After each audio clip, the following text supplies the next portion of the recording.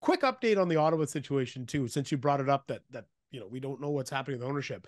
We're sitting here, we're recording this podcast around noon on Tuesday afternoon. I really would have thought, and I texted you guys last week, you and our producer Chris Flannery. I said, boy, like I think Tuesday is going to be a real busy day for me, because I think this is the day it's going to come down.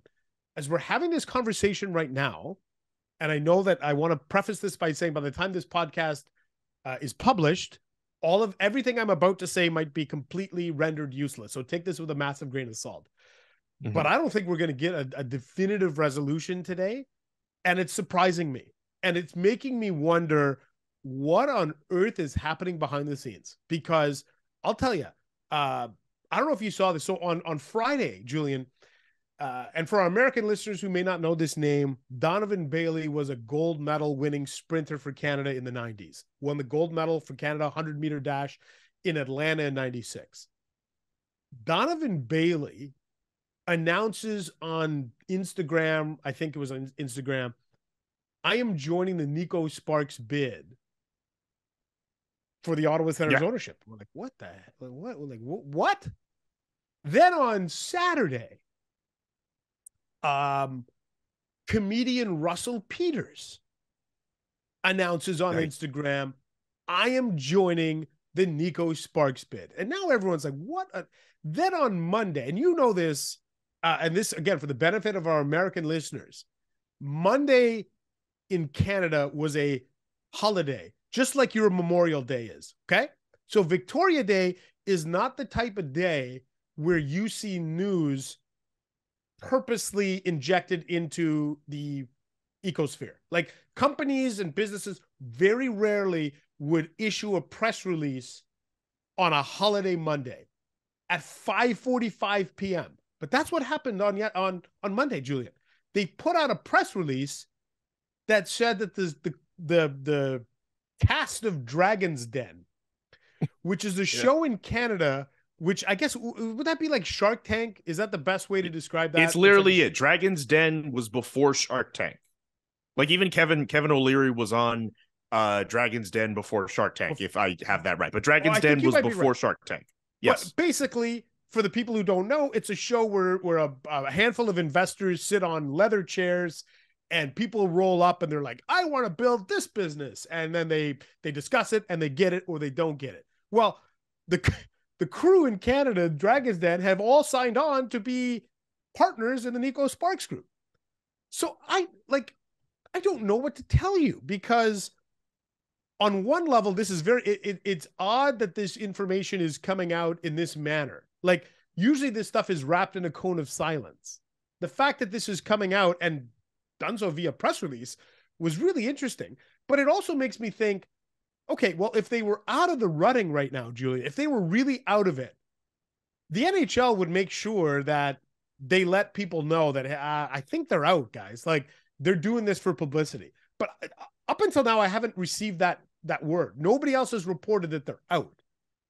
So this is utterly fascinating to me. I've got into this really thinking that Michael Andlauer would end up being the owner of this team, and that Jeff Kimmel and his brother Mike Kimmel would be right there, right down the wire. In fact, I'd heard that maybe there was talk of trying to merge those two. But this is odd for me. I don't know.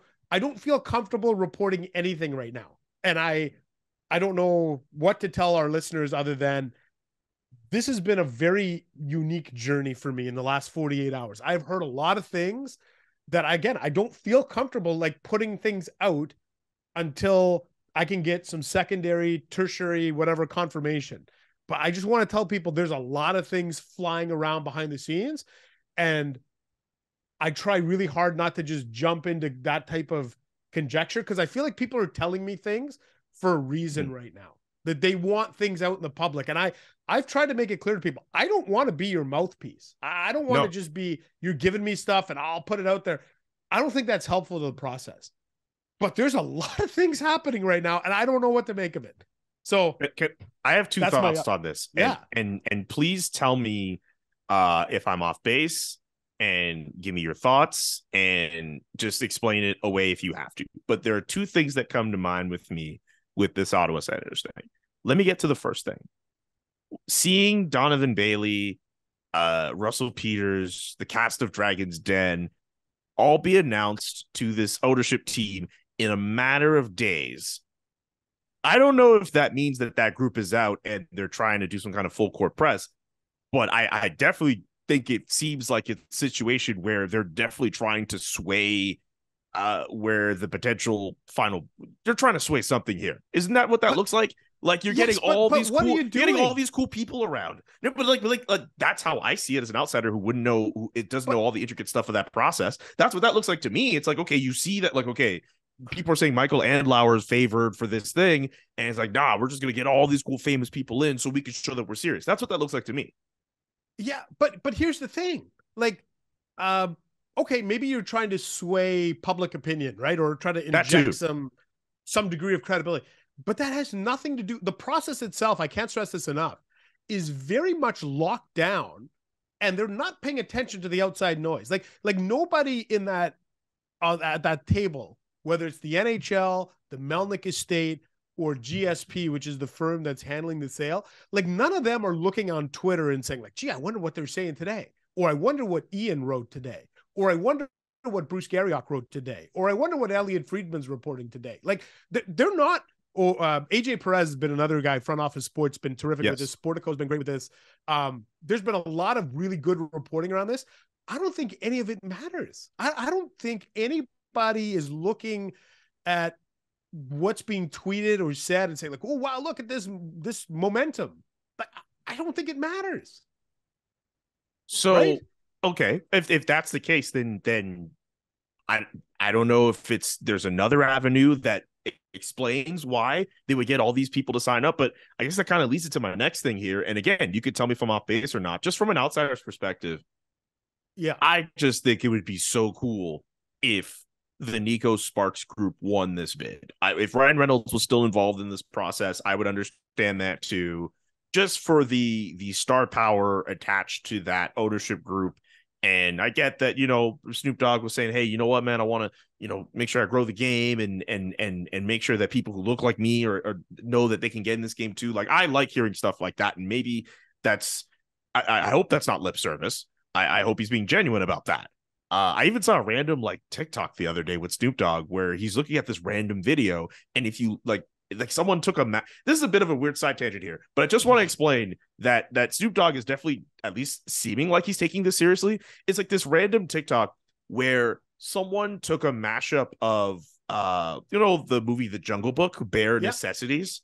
Oh, yeah. Someone did a mashup with, they took that song and they took gin and juice and they fused it together. It's a weird sounding song, and you see Snoop Dogg watching it. And if you look closely at the shirt that he's wearing an Ottawa Senators jersey. So at least visibly, Snoop Dogg looks like he's taking this seriously. And I think in a league which is desperate for attention among the mainstream media masses, having someone like Snoop Dogg in ownership of a team makes a ton of sense. I do not like the fact that people are looking at the situation and are thinking, oh, does Snoop Dogg know what Ottawa is? Like, oh, this rapper guy all of a sudden interested in this team.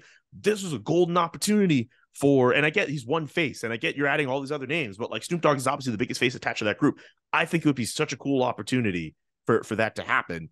And if it goes to a guy like Michael Andlauer, I'm like, all right, cool, you got the bid. But like, I feel as if the NHL would miss out on an exposure opportunity here. But that's just how I see it. Yeah. And again, you can tell me if I'm wrong. No, you're not. And I mean, they already let the ship sail on Ryan Reynolds, which was, again, another good exposure opportunity.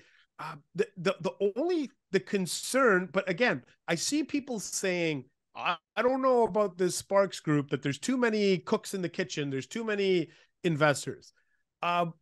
Like the smell test that they have to pass isn't from people like you and me, isn't from the average fan. It's the NHL and its board of governors and the Melnick estate. Like they're the ones who are privy to exactly what their kind of cap table, which is a list of your investors, like what that looks like. All of us, and I really want to make this point clear, all of us are guessing right now. And we're trying to make educated guesses, but you're guessing. There is nobody outside, in my true belief is there's nobody outside of that table that includes Gary Bettman and Bill Daley, the Melnick family, the two daughters, and the people looking after the estate, and the firm GSP. Nobody outside of that tight-knit circle, I think, really knows who's the favorite, who's in the lead chair, whatever. It's a bunch of guesswork. And I'm real hesitant to sit here and make any bold proclamations about who's in the lead when I don't have access to the information. I simply don't.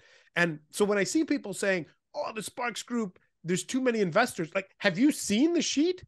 Because if you've seen the sheet, then I'd love to talk to you, because I'm trying to get the sheet. I'm trying to see exactly who's part of this bid. But so to be clear here, with the way that you're saying this, the biggest takeaway I'm taking from this is that people who are going out there saying, okay, like the favorite should be Michael Andlauer, is that really based in anything then? Because that's what I'm taking from the way that you're saying it. You know what? The reason why, and I have always felt like Andlauer and Kimmel were the favorites in the sense of they have institutional knowledge of the NHL and vice versa. The NHL knows them. Jeff and Mike Kimmel partially own the Pittsburgh Penguins. Michael Andlauer partially owns the Montreal Canadiens. There is a built-in familiarity. And if we've learned anything about the NHL and the way that it's run, it's prior relationships matter. I wish it wasn't the case, but it is the case. Okay. So I have always felt like those two might have a little bit of a leg up, but if another group, and it might be Steve Apostolopoulos, who's another businessman who I believe is in the running here, if somebody came in and offered the Ottawa Senators and the Melnick family $1.1 billion or whatever it is and said, here, and the other groups are at 900 million, you'd have to take a good hard look at the 1.1 billion, wouldn't you? Even if but the question is, how is it structured? So this is going to be interesting. I just don't know that we're going to get an answer between now and midnight on Tuesday. But I want to caution that everything I just said might be completely rendered pointless or moot by the time this podcast airs, because things could change. But it's a weird one. All I'm going to say is something is going on that I can't quite get I can't get a pulse on it. Man, but somebody else could. Maybe somebody else could or would. Yeah, it's been a journey. I just feel for Ottawa fans, because I put this tweet out yesterday because I think people could relate.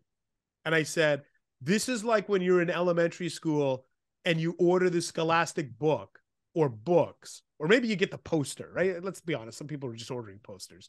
And you're like, you put your order in with Scholastic books, and then you wait for like a couple of weeks, and then a couple more weeks go by, and you're like, when is that order coming in? And then all of a sudden, right, you come back from recess and like the box is on the teacher's desk. You're like, this is it. This is the day. But then you keep your eye on the clock and you're like, damn, it's like 2:45. That bell's going to ring at 3.